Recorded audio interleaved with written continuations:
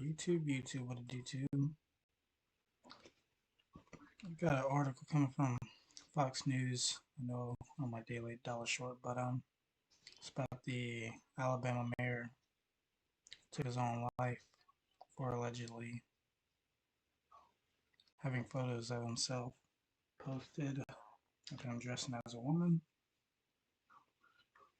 To get into the article, Alabama mayor and pastor ended his life last week after a conservative news site posted several photos of him dressed in women's clothing. FL Bubba Copeland, 49, was a mayor of Smith Station and was a senior pastor at First Baptist Church in nearby Phoenix City when 1819 News revealed his secret life online as a transgendered curvy girl.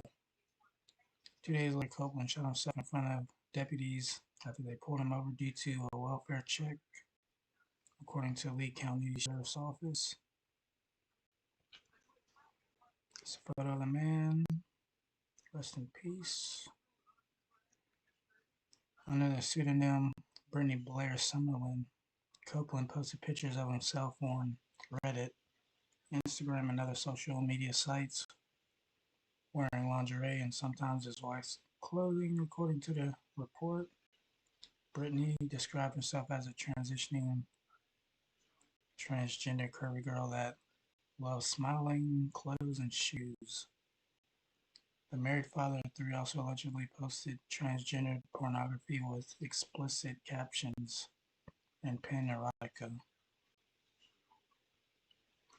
1819 News published a story about Copeland's alter ego on November 1 that included photos and screenshots of his racing online activity.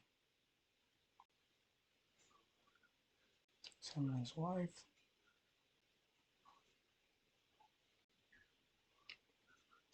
Copeland allegedly confirmed to the news site he was behind the accounts, which he described as a hobby I do to relieve stress. His wife, he said, was aware of his risque pastime. It's just a bit of character I'm playing, he added. I don't go out and seek solicitation or anything like that. Copeland said the erotica he wrote is purely fiction. What I do in my private life has nothing to do with what I do in my holy life, Copeland told the outlet. Does this have any effect on me being mayor? That I sometimes dress, or sometimes put on makeup? Does that have anything to do whatsoever with me being a mayor or being a pastor? Someone from this congregation. After the interview, he deleted the accounts and asked the news sites not to publish the screenshots, according to the report. The same day that expose was published online, he delivered his regular sermon. I have been the object of an internet attack, Copeland told the parishioners in remarks that were posted on Facebook Live. The article is not who or what I am. Yes, I have taken pictures with my wife in privacy of our home in an attempt at humor because I know I'm not a handsome man nor a beautiful woman either. I apologize for any embarrassment caused by my private, personal life that has become public. 2 days later, 1819 News published another story about the scandal hours before Copeland took his own life.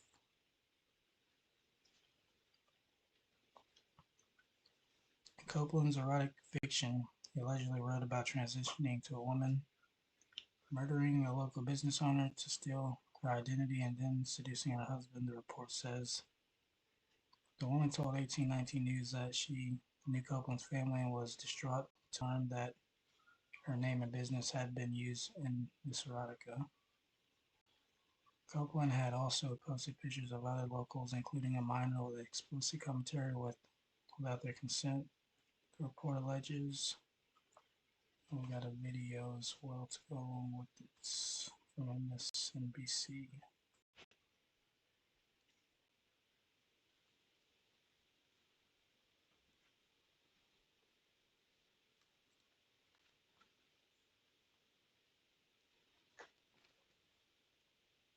His wife was a thick, huh?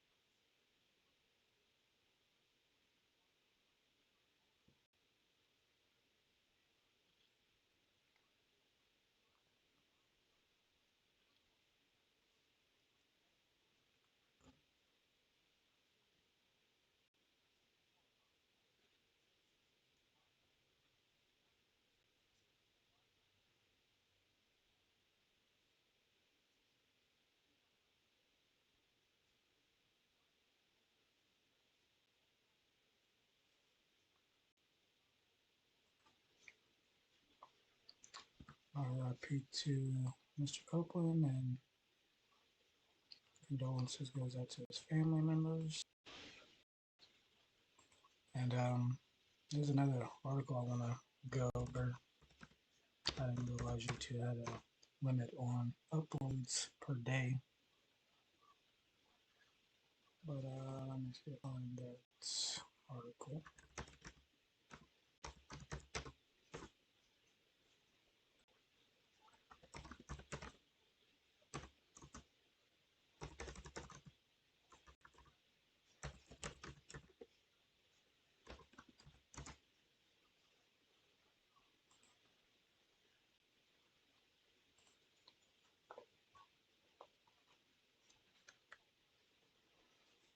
And this is from the AP. Move my beautiful face out the way. Spanish far-right politician shot in the face. Suspects a link to his work with Iranian opposition.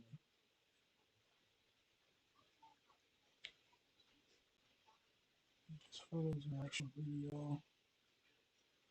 I'll get into the video after I go over the article.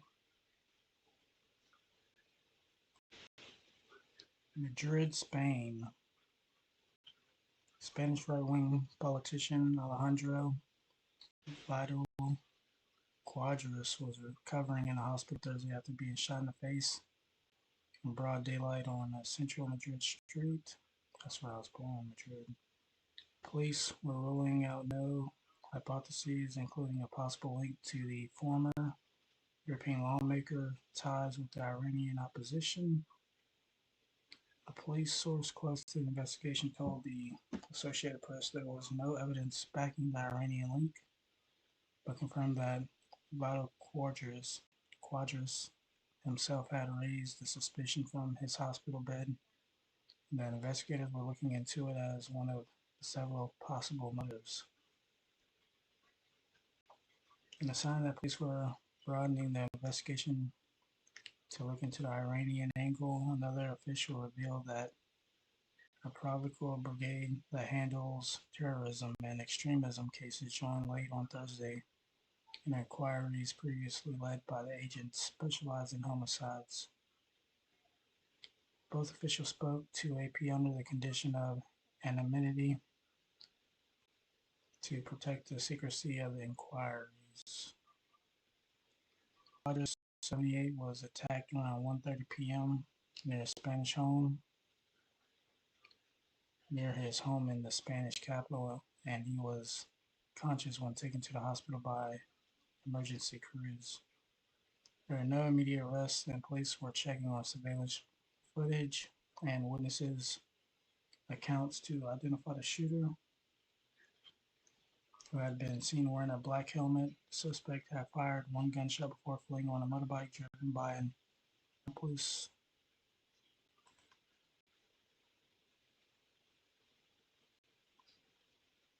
A charred motorbike found later in the day in a suburban town on the outskirts of Madrid was being investigated, one of the officials said. 4 hours after the shooting, Madrid's Gregorio Maranon hospital said the gunshot had fractured Vidal's jawbone and that he would undergo surgery. It said the politician was in stable condition and his life was not in danger. Vidal Quadras was a member of the Spain's Conservative Popular Party, its regional leader in Catalonia, and a European Parliament member before leaving after 3 decades when he fell out with the then Prime Minister Mariano Rajoy. After he broke away, he helped found the far-right Vox party. He left Vox shortly after a failed attempt to win a European lawmaker seat in 2014. As part of his political career, Vidal Quadras has been aligned for decades with the Iranian opposition in exile, an involvement that was noticed by Tehran. In January, the Iranian foreign minister announced it imposed sanctions on Vital Quadras along with others who had ties with the exiled opposition group known as the Mujahideen-e-Khalq, accusing them of supporting terrorism and terrorist groups. The group, known as the MEK, began as a Marxist organization opposing the rule of Shah Mohammad Reza Pahlavi, acclaimed and was suspected of a series of attacks against U.S. officials in Iran in the 1970s, something the group now denies. The MEK operates under a variety of names, including the National Council of Resistance of Iran and the People's Mujahideen Organization of Iran. In mid-September, addressing a conference organized by the NCRI in Brussels, Vital Quadras criticized European Union officials and leaders for not being strong enough in their opposition to Iran and in their support for the exiled opposition. The MEK also has paid for American and European officials to speak at their summits in the past. Iran state-run media in the past, citing reporting by the Spanish daily newspaper El País, has alleged Vital Quadras Vox Party had received MEK money and described the payments as terrorist money. The Iranian resistance sees Iran's ruling religious fascism as the first suspect accused in the case, as Professor Vital Quadras has dedicated an important part of his life to fight against it. MEK leader Maryam Rava Rajavi wrote on X, formerly known as Twitter, reactions of the unusual shooting on the street in broad daylight poured in, with many politicians and commentators expressing surprise. Thank God it seemed that Alejandro Vital Quadras is out of danger, Vox President Santiago Abascal said. Popular Party President Alberto Núñez Feijóo denounced the shooting and wished for Vital's recovery. Spanish Prime Minister Pedro Sanchez also expresses concern. All my warmth at the comment is for him and his family, Sanchez said on X.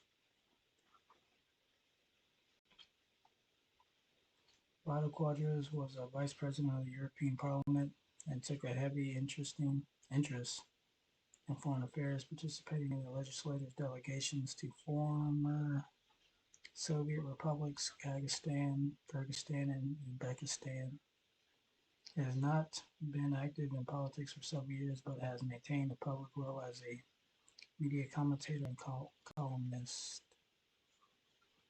Let's go check out that video real quick.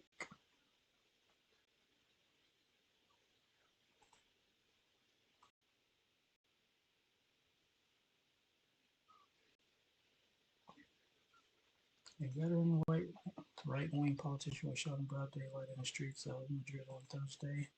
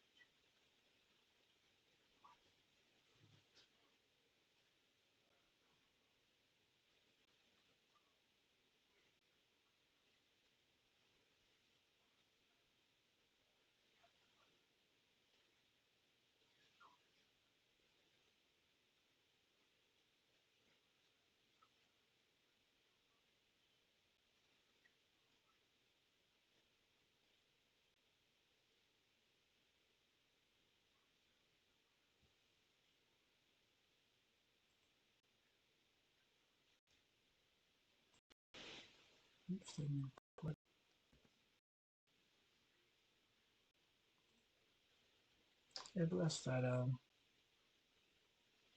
It seems like There's been a lot of attacks on what are called right-wing politicians or representatives, such as what comes to mind recently, or more recently, notably, was Bolsonaro's in Brazil. I believe he had to flee Brazil, actually, and he's located somewhere in Florida now. And I think it was a former prime minister of Japan that was shot and killed maybe a couple years ago. Time goes by so quick, but I just wanted to go into that article and speak about it a little bit. But let me know what y'all think, and like, comment, subscribe, and share.